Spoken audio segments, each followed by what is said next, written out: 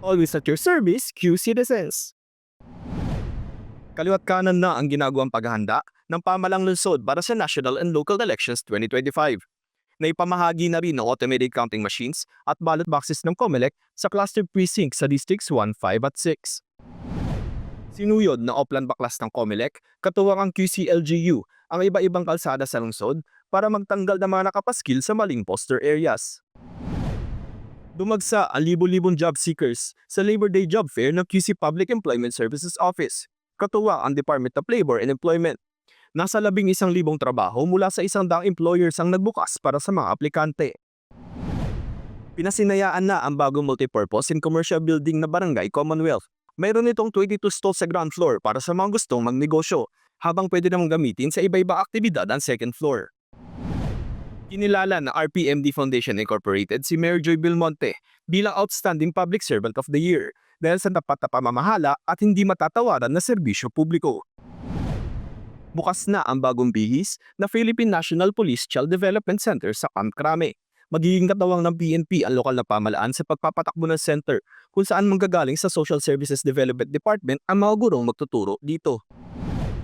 Ginawaran ng medalya ng kadakilaan at medalya ng sugatang magiting si Patrolman Ray Jetro Brual Realisa dahil sa ipinamalas itong katapangan sa shootout incident sa Sampaloc, Manila.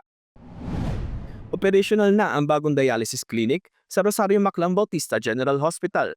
Meron itong 5 hemodialysis machines na pwedeng magamit ng 54 na pasyente kada linggo. Para sa kumpletong detalye ng dialysis clinic, makipag-ugnayan lang sa RMBGH. Sumailalim sa Gender and Development Program Orientation ng QCLGU ang 300 Q-Citizen Civil Society Organization Leaders. Nagsilbing panauhing pandangan sa programa si Senator Pia Cayetano na nagsulong ng Magna Carta of Women na nagpoprotekta sa karapatan ng mga kababaihan.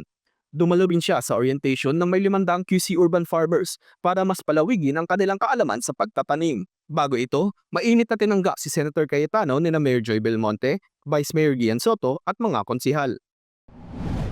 Binigyang diin ni Senator Panfilo Ping Lacson ang kahalagahan ng integridad at disiplina pagdating sa serbisyo publiko sa pagbisita niya sa flag raising ceremony sa Quezon City Hall.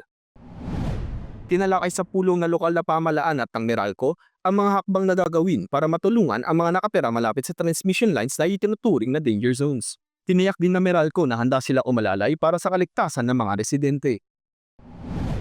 Binigyang pugay ng Quezon City Government ang mga nagwagi sa Local IT Challenge for Youth with Disability 2025 ng QC Persons with Disability Affairs Office at National Council on Disability Affairs.